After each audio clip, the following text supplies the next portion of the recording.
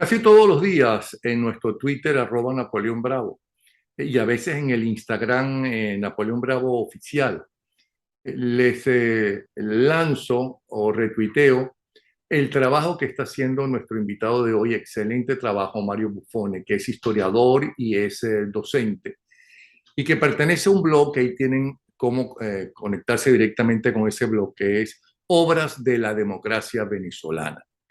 Es bien interesante lo que está sucediendo gracias a lo bueno de lo mucho malo, pero de lo mucho bueno también que tienen estas nuevas tecnologías, que ahora uno se puede enterar de los diferentes puntos de vista y de las diferentes verdades de las diferentes personas. Porque antes uno solamente se enteraba del grupo al cual uno pertenecía. Por ejemplo, las obras, la comparación que está haciendo de las obras de Marcos Pérez Jiménez con las obras del primer gobierno elegido democráticamente después de la dictadura de Pérez Jiménez, que es el de Rómulo Betancourt. Le pedí también, porque empezó a hacer, con motivo del 4 de febrero, empezó a decir todas las cosas que se lograron, ¿no?, o que existían en el momento en que Chávez Frías llega al poder. Y le pedí que por qué no hacía en el programa de hoy esa comparación que está bien interesante, porque íbamos a saber si realmente fue un éxito, valió la pena, no solamente el golpe fracasado militarmente, pero que fue un éxito político, porque Chávez llegó al poder y además por elecciones, ¿no? Y si vale la pena el socialismo mejor y las dictaduras y o la narcotiranía mejor que la democracia, con todos los defectos de la democracia, y si los defectos de la democracia son insignificantes comparados con los de la narcotiranía. Bienvenido, Mario Buffone. Cuéntanos, te estamos escuchando. Lo primero es agradecerte, Napoleón, la invitación a tu reconocido programa. Saludos entonces a los participantes que están en él. Este trabajo que se viene haciendo desde hace unos 20 años, estamos hablando desde principios del año 2003, cuando comenzábamos ese periplo que nos llevó al referéndum revocatorio. Es decir, se inició como algo para mostrar lo que ya se llevaba, que teníamos 4 años de gobierno de Chávez, para demostrar de manera racional que había que revocar al presidente Chávez. Ese esfuerzo continuó con los años, se profundizó, se amplió y se tiene hoy en día en un proyecto llamado Obras de la Democracia, porque además eh, lo medular del trabajo es que nos hemos dedicado a defender la obra democrática. Entonces, digamos que ya con la obra democrática, al menos en macro contabilizada, nos hemos dedicado a compararla con lo que había antes y con los gobiernos militares y con lo que hay en Venezuela desde el año 1999 hasta la actualidad, pues. Pero ya con números en la mano. Sí, además hay que declarar una cosa que es bien interesante. Esos números que vas a decir y esas comparaciones son entre un país en crisis económica y política, ¿no? Como fue el final de la era democrática, y el mandato de Hugo Chávez a partir del 2 de febrero del 99 y hasta el 2012, donde se disfrutó el mayor auge de precios petroleros que haya conocido la historia de Venezuela, el mayor auge, además con un apoyo político y social extraordinario. O sea que tenía todas para transformar el país. Todo lo tenía para transformar el país. ¿Ok? ¿Qué pasó entonces? ¿Qué hicieron Chávez y Maduro en comparación con esa democracia en crisis? Sí, era una democracia en crisis porque los precios petroleros que habían estado aumentando desde el año 73, 74, la primera crisis, luego en el 79, la segunda, digamos, la segunda ronda de aumentos petroleros, llegó a un tope en el año 81. Había muchos programas de inversión, el Plan Cuarto de Sidor, el quinto plan de la Nación del presidente Pérez, el sexto plan del presidente Herrera, que dejaron una gran infraestructura, pero entonces, ¿qué sucede? A partir del año 82 hay una caída casi continua de los precios del petróleo. Y entonces, por ejemplo, el gobierno del presidente Lucinchi obtuvo menos ingresos que el de Herrera, el gobierno del presidente Pérez menos que el de Lucinchi y el gobierno de Caldera menos que el de Pérez. Entonces había una crisis creciente. porque los precios del petróleo bajaron entre el 82 y el 98 y comienzan a subir a partir del 99 exactamente. Entonces, esa Venezuela en crisis comenzó a hacer ajustes. ¿Por qué? Porque el modelo económico rentístico petrolero que Venezuela tiene en marcha desde finales de los años 20 estaba evidentemente agotado ya a finales de los años 70. El gran problema fue que en los 80 no se hicieron las reformas que debían hacerse, pero esas reformas se hicieron en los 90. Es decir, en los 90 se estaban haciendo reformas económicas y políticas tendentes a las políticas, como ya lo sabemos, a acercar el poder a los ciudadanos, la descentralización, por ejemplo, y las económicas a comenzar a sentar las bases de un modelo menos dependiente de la producción petrolera, porque ya no realmente había cumplido su etapa. No es que fue malo, sino que ya había cumplido su etapa. ¿En qué se basó eso? A grandes rasgos, la privatización de empresas, la liberación de precios, la reducción de aranceles, que son los impuestos que hay para los productos que vienen desde el exterior, reformas tributarias con nuevos impuestos, eh, la reducción de subsidios y la sinceración de tarifas de los servicios públicos, electricidad, agua, teléfono y de los combustibles. Entonces, ¿qué pasa? Eso fue muy duro, primero cuando se aplicó en el 89, fue el gran viraje del gobierno de Calván de Pérez, lo que se conoció como el paquete económico, pero luego tuvimos 3 años de crecimiento muy, muy, muy fuerte, 90, 91 y 92, lamentablemente frenado pues, entre la crisis del 92-93. Luego el presidente Caldera, en sus 2 primeros años, recordemos que el presidente Caldera llegó al poder diciendo que había que sustituir la política económica del presidente Pérez y lo hizo. Pero en sus 2 primeros años la economía se comenzó a empastelar, pues a tener una serie de dificultades y el gobierno del presidente Caldera rectifica en el 96 con la Agenda Venezuela, que era más o Eso es menos lo lo mismo que bueno de estaba un haciendo el gobierno presidente Pérez. democrático, que puede rectificar y que Sí, se le obliga a sí, rectificar. Por cierto, que en un trabajo bien interesante que hizo José Guerra, el economista, que lo hizo hace varios años atrás, en el año 2021, decía que entre 1999 y el 2021, el país recibió más de 1 billón, con B, más de 1 billón de dólares por ingresos petroleros, como nunca en la historia. es cierto. Eso no llegó en los 40 años nunca.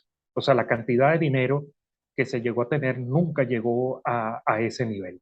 Lo cierto es que en los 90 había una rectificación en materia económica y política, porque después el presidente Caldera hizo otro tipo de aportes en la parte política, la reforma judicial, o sea, la creación de escabinos, los jueces de paz, etcétera, etcétera. O Sí, sea, estos Venezuela era un gobiernos país, en crisis trataron de actualizar el país, ponerlo para que empezara el siglo XXI, ¿no? Que todavía no ha empezado, por cierto, porque esta gente se echó todo para atrás. Ujú. es que inclusive, si me lo permite, los partidos políticos de la época empezaron a hacer incluso primarias para escoger a sus candidatos. Se dividió el país en circuitos, o sea, era un cambio total, inclusive en las elecciones internas de los partidos, los militantes comenzaron a hacer selección de los secretarios generales por nombre y apellido. Eso nunca había pasado porque las elecciones eran internas, eran indirectas. Y el Entonces, pueblo por es primera vez, ¿no? Votando, eligió a sus gobernadores y no fue a dedo como antes. exactamente. Ujú. Entonces, claro, el país estaba en un proceso de reformas económicas y políticas que no fue bien valorado en su momento por los ciudadanos. Eso tiene sus Ni explicaciones. por los partidos políticos tampoco, porque le quitaban poder, Claro, el poder total omnímodo que tenían. por supuesto, por supuesto. Había siempre el eterno cabildeo en estas leyes, etcétera, etcétera, que reducía. Pero sí había un cambio notorio en los 90. Los 90 son una época bien, bien interesante para hacer análisis más profundo. Ujú. Ahora, Ahora, ¿qué pasa? leía en lo de Guerra, y aquí tengo los apuntes, ¿no? Que en 1998, es decir, meses antes de que llegara Chávez al poder, un mes y medio antes, porque él llegó en febrero del 99. Venezuela produjo 3.288.000 barriles de petróleo diarios, pero ya en el 2021 la producción, ¿no? Cayó a 638.000 barriles diarios, es decir, el 80% de caída, el Ujú. 80%. Uh-huh. Ahí hay otro triunfo de una decisión de la democracia. Venezuela llegó a un tope de 3.700.000 barriles diarios en 1970, pero entre el 71 y el 75 comenzó a disminuir rápidamente la producción petrolera. Eso pudiera darse porque ya las compañías petroleras sabían que se aproximaba el fin de las concesiones en el año 83 y comenzaron de alguna manera a desinvertir, pues. Fíjate que en el año 75 habían disminuido a 2.300.000 y eso forzó, porque fue así, fue una decisión sobrevenida al gobierno del presidente Pérez de nacionalizar la industria. Pero fíjate, desde de 2.300.000 se entrega a PDVSA en el año 98 con 3.300.000, es decir, ya habíamos elevado casi al nivel que teníamos en 1970. Esto se debe también a unas decisiones que tomó el gobierno del presidente Pérez, bueno, el presidente Caldera, llamado apertura petrolera, que estaba incluido en el artículo 5 de la ley de nacionalización de la industria del petróleo en el año 75. Si dejaron la puerta abierta a Uh-huh. la posibilidad de asociar el Estado con iniciativa privada en el momento que se necesitara. Eso fue un gran triunfo también, la nacionalización, que además PDVSA era la segunda empresa petrolera del mundo, solo superada por Aramco, otra empresa nacionalizada, por cierto, que es la de Arabia Saudita. Por otro lado, Caldera dejó en el gobierno 14.849 millones de dólares en reserva en el Banco Central de Venezuela. Y al cierre del 21, después de la mayor bonanza petrolera en la historia, ¿no? Esas reservas se ubicaron en 5.914 millones. Bajó de 14.849 millones de dólares a 5.914 millones de dólares. Eso es lo que hizo en el mayor momento donde Venezuela en la historia recibió más dinero por el petróleo. Y no hablemos de la Sí, deuda de hecho, externa. Uh-huh. Sigue dando los datos. eso, dos temas interesantes. El gobierno del presidente Caldera en el año 98, el Congreso le aprueba la ley del Fondo de Estabilización Macroeconómica, Fondo de Estabilización e Inversión Macroeconómica, que decía que eh, todo lo que, digamos, cuando el precio del petróleo superara lo que el promedio de los 5 años anteriores, ese exceso iba a ser guardado en el Fondo de Estabilización Macroeconómica. Esa ley se aprobó en el 98. Esa ley fue incumplida, fue reformada una cantidad de veces. Yo le perdí la cuenta la cantidad de veces que se reformó esa ley durante el gobierno del presidente Chávez y no se cumplió lo que se quería. ¿Qué era lo que se quería? Una situación como la que tiene Noruega en este momento, un país con una población de 5 millones de habitantes, que además explota el petróleo del Mar del Norte y que tiene, por lo menos la última vez que yo supe, Napoleón, unas reservas de casi 800.000 millones de dólares. Estamos hablando de casi 1 billón de dólares para un país con una población tan pequeña. Eso era lo que se quería para Venezuela, pero el gobierno del presidente Chávez incumplió eso. Además de que, otra cosa, si bien es cierto que entre finales de los 70 y principios de los 80 la deuda pública de Venezuela aumentó, se llegó a un tope en el año 83 de casi 39.000 millones de dólares. Los tres gobiernos últimos de la democracia, me refiero a Lucinchi, Pérez II y Caldera II, comenzaron a pagar la deuda. Primero se hizo un refinanciamiento en el 86 y otro en el 90, que ampliaron los plazos de pago en manera favorable para la nación, y a finales del año 98, estamos hablando 15 años después, la deuda había bajado a 28.000 millones de dólares y se habían pagado en manera neta 11.000 millones de dólares. Venezuela era el único país de América Latina que estaba disminuyendo en manera efectiva su deuda pública. Y Eso estoy cambió con Chávez. leyendo de José Guerra que para el 2021, ¿no? La deuda era de 120.000 millones, es decir, que hipotecaron el futuro del país. 120.000 millones en el momento en que el país recibió mayor cantidad de dinero. Y tanto que criticamos Claro, cómo se endeudaba Venezuela en el primer gobierno de Carlos Andrés Pérez y posteriores. Pues ahí lo tienen. claro, y es que además hay otra manera de medirlo. En 1983, cuando se alcanzó el tope, esos 39.000 millones de dólares eran algo así como 57% del Producto Interno Bruto. El Producto Interno Bruto es el tamaño de la economía, el valor de lo que se produce en la agricultura, la industria y los servicios. ¿Ok? Eso para el año 98 ya era 31%, perfectamente manejable, porque hay un estudio que se llama Marco de Sostenibilidad de la Deuda, que es un trabajo que hacen el Banco Mundial y el Fondo Monetario Internacional, donde dicen que para una nación de manera, digamos, de ingresos como la de Venezuela, estamos hablando que no sea una nación industrializada, pues, no debe pasar de 55%. Nosotros estábamos en 31%. Ahora, ya para el año 2018, 2019, ya era más del 100%. Es decir, el tamaño de la deuda superaba el tamaño de la economía, porque entonces subió la deuda y la economía se redujo. Porque la economía hoy en día será que la tercera, la cuarta parte de lo que era cuando comenzó la caída brutal en esta década. Porque lo que hemos tenido nosotros es un retroceso muy, muy grande. Entonces, hoy en día la deuda sí es una enorme hipoteca para Venezuela, sobre todo para las generaciones posteriores.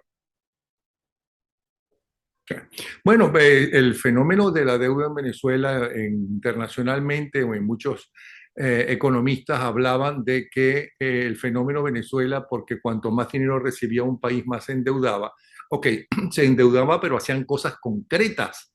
Pero es que resulta que cuanto en la historia se recibió más dinero, que es en el gobierno de Chávez Frías, ¿no? Se retrocedió todo y llegamos a vivir como a principios del siglo XIX y no estamos exagerando.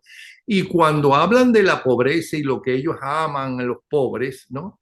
En el 98, ¿no? La pobreza en Venezuela era del 31.3%, 31.3%, ¿ok? Es decir, de cada 100 habitantes, 31.3, 31 eran pobres. Bueno, en el 2021, en el gobierno de Chávez, ¿no?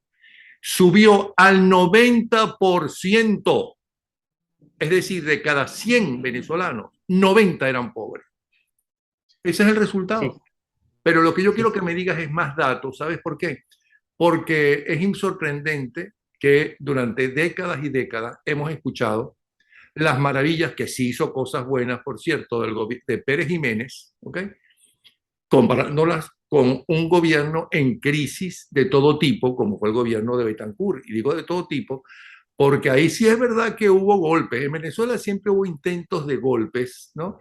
Pero en el gobierno de Betancourt era la extrema derecha, la extrema izquierda, el centro que estaban conspirando. Y además había una crisis económica. Y tú ves que se han hecho muchas más cosas, escuelas, universidades, obras públicas, eh, salud, educación. ¿Qué pasó ahora? ¿Qué teníamos, si lo tienes ahí, qué teníamos inmediatamente antes? O sea, ¿qué país recibió Chávez Frías? ¿No? ¿Y qué país tenemos ahora con la revolución bolivariana? Chávez recibió un país que estaba en proceso de cambio. La crítica sería aquí que las reformas que se estaban haciendo en los 90 debieron hacerse en los 80. Habrían sido mucho más suaves, pues, ¿ok? Pero en los 90 se estaban haciendo. Es decir, se estaba comenzando a corregir el rumbo. Dicho sea de paso, esas reformas estaban enmarcadas en lo que estaba haciendo también Latinoamérica en aquel entonces. Es decir, Latinoamérica en los 90 comenzó a cambiar y Venezuela comenzó a cambiar al igual que Latinoamérica. El problema fue que Chávez paró esos cambios. Él detuvo esos cambios porque comenzó a recibir precios del petróleo cada vez más elevados y pensó que con esos precios del petróleo no era necesario seguir haciendo los ajustes que se estaban haciendo. Realmente sucedió con ese aumento de precios petroleros, sobre todo el grueso se recibió entre 2003 y 2008, producto de la crisis en Irak, en Afganistán, en toda esa zona, que sacó de producción a varios países. Y Venezuela pues aprovechó en ese momento, porque la industria petrolera no había sido tan afectada como hoy en día, esos ingresos. Ahora, ¿en qué se fueron esos ingresos? Mientras los ingresos que hubo en los gobiernos de la democracia, tal como tú lo dijiste, se usaron para inversiones, por ejemplo, el plan cuarto de Sidor, que permitió que cuando el gobierno del presidente Caldera privatizó Sidor en el año 97, Sidor llegara a los 5 millones de toneladas de acero que estaban previstos en el plan cuarto de Sidor, pero era porque ya había la infraestructura construida. Es decir, lo que faltaba era la inversión. Ahora, ¿qué pasa? ¿En qué se nos fue a nosotros el dinero en el gobierno del presidente Chávez? Lo que es tangible, Cadivi, la salida de venezolanos al exterior gastando fue gigantesca en esos años, gigantesca, sin contar con una cantidad de proyectos que nunca se terminaron. El famoso proyecto del tren, que se invirtió muchísimo dinero y nunca se terminó. Puentes que se quedaron a comienzos de construcción, etcétera, etcétera. Como el No se nuevo de terminó. Maracaibo, del lago, y como el nuevo del río Orinoco, que nunca, más que algunas bases se pueden ver hoy en día. Exactamente. Entonces, hubo numerosos proyectos que se iniciaron y no se concluyeron.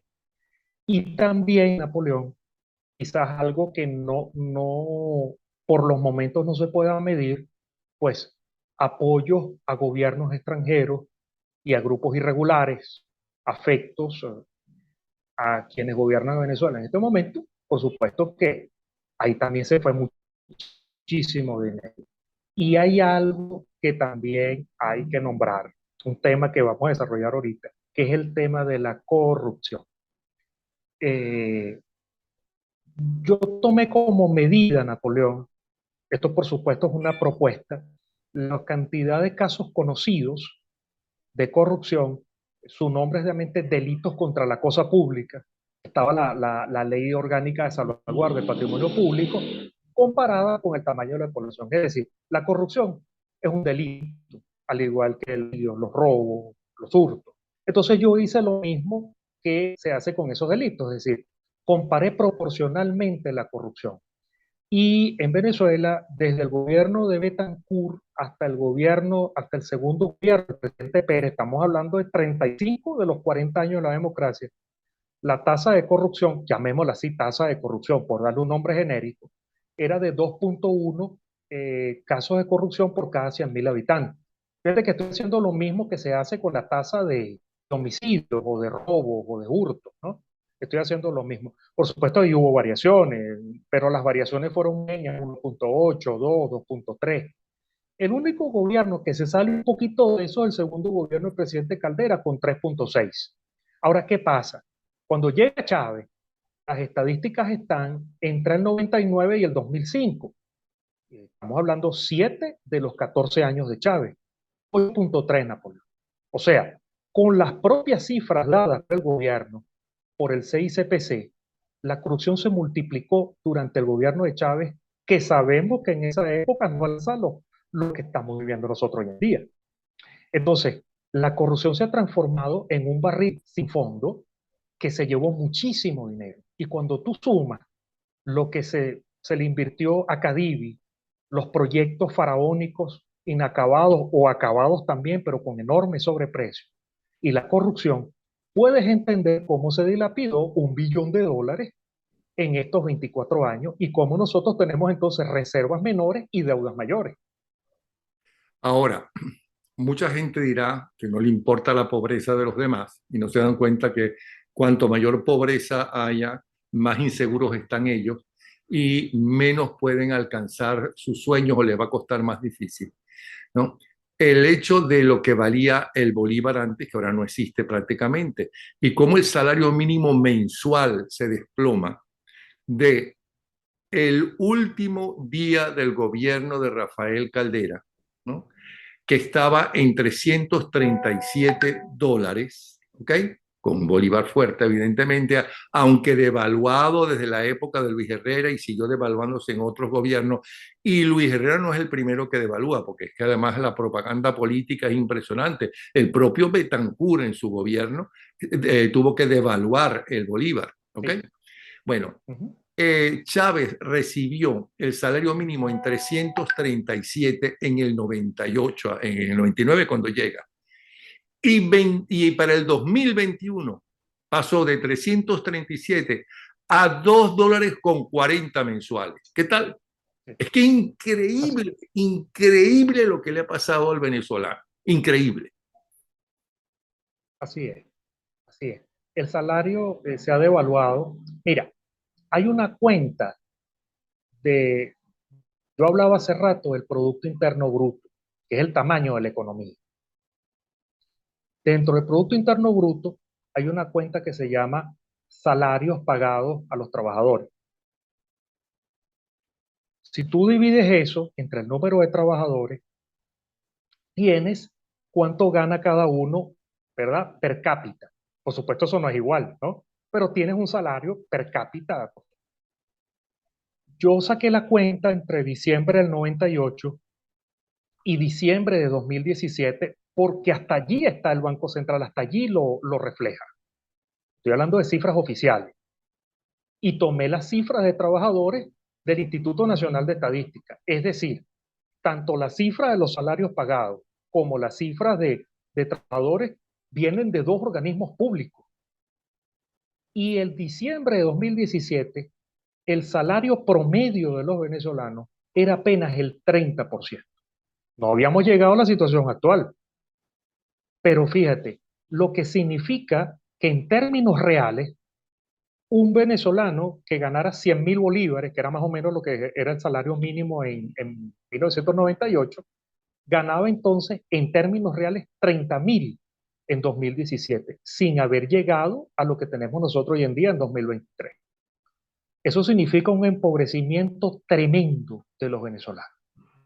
Y otra cosa, Napoleón, si se combina eso con la crisis de PDVSA, que despidió a 20.000 trabajadores con los sucesos del año 2003 y luego lo sustituyó por una cantidad de personas que no tenían, digamos, los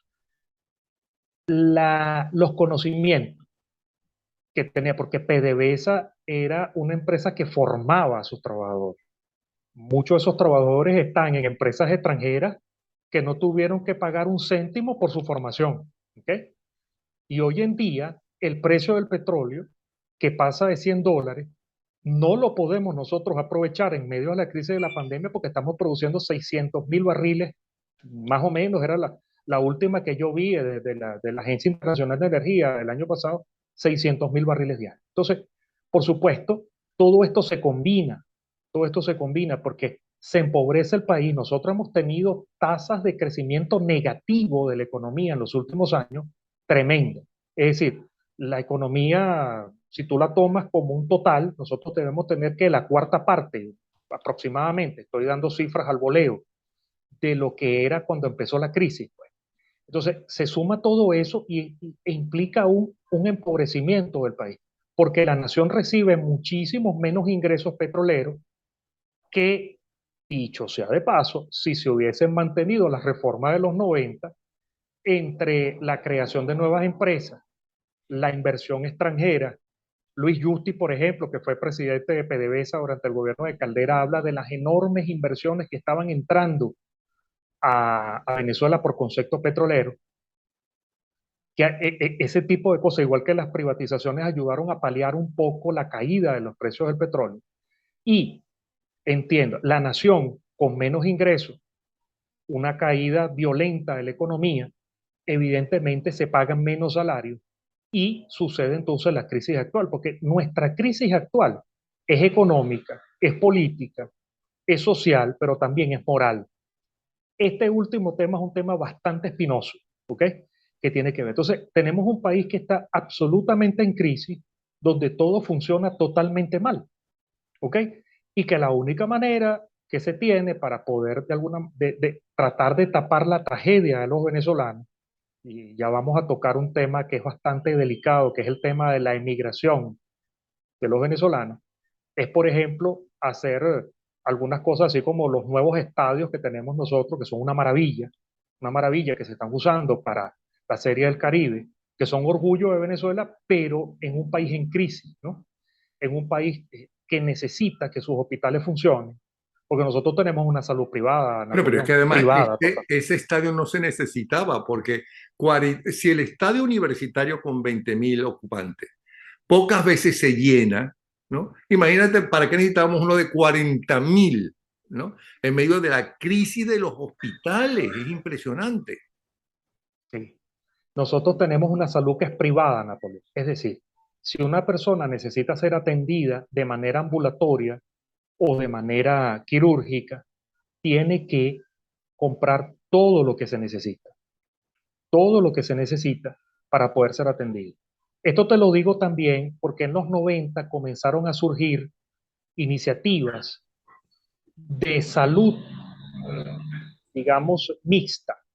Estoy hablando, por ejemplo, te voy a decir algunos ejemplos como el Hospital de los Amanes en Maracay y el Cardiológico de Maracay, donde la gente pagaba una cantidad módica y eran administrados por fundaciones sin fines de lucro. Te puedo hablar de otras cosas, el Cardiológico de Maturín, la Maternidad del Sur en Valencia, etcétera, etcétera. Esos eran, de alguna forma, decir, bueno, el Estado ya no puede pagar toda la salud, vamos a crear algunos centros que sean pilotos, donde el Estado ponga una parte y la gente pague una parte. Esos centros funcionaban muy bien. Cuando se encargó el Estado totalmente de ello, la gente dejó de pagarlo, por supuesto que funcionan como todo el resto del país, pues.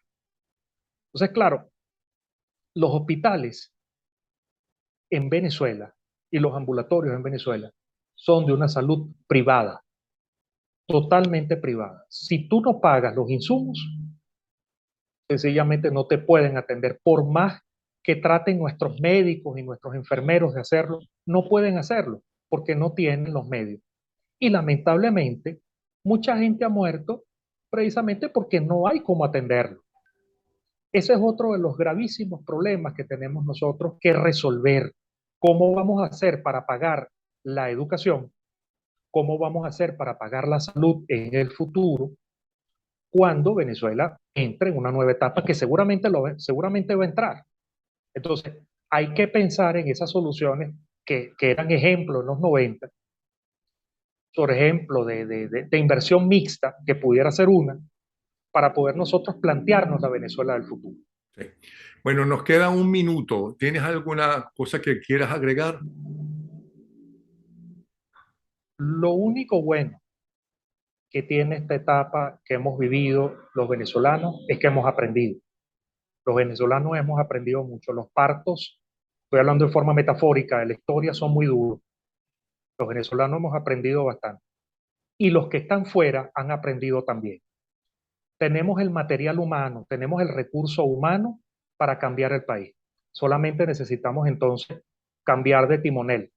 Cuando lo hagamos, estoy seguro que Venezuela va a ser otro país, porque lo hemos demostrado, pues lo hemos demostrado aquí y lo hemos demostrado afuera. Sí, es un mensaje de optimismo. Ese es mi último, Sí. digamos, mensaje para este programa. Y yo quiero aclarar a la gente que me está viendo que todos los datos que yo di, ¿no? No son míos, ¿no? Los publicó el economista José Guerra. ¿Okay? Son datos dichos por un economista que sabe bastante más que uno, ¿no? Y posiblemente bastante en economía más que la mayoría de nosotros, los venezolanos, que para eso estudió y tiene además un gran nombre. Mario, te felicito por lo que tú estás haciendo.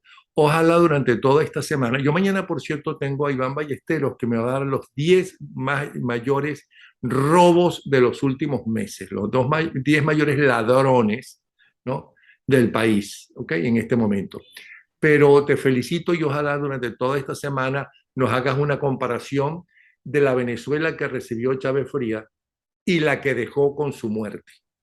No hablemos de lo de Maduro, que ya es el caos total que venía ya desde Chávez Frías. Realmente te felicito, más el trabajo que estás haciendo de las obras que se construyeron con el inicio de la etapa democrática. ¿Sí? De todas formas, ahí tienen ustedes el blog de él que se llama Obras de la Democracia Venezolana. Tremendo investigador, gran historiador y gran docente. Un abrazo, Mario, ¿sí? Mario Muchas Buffon. gracias, Napoleón. Mucho éxito.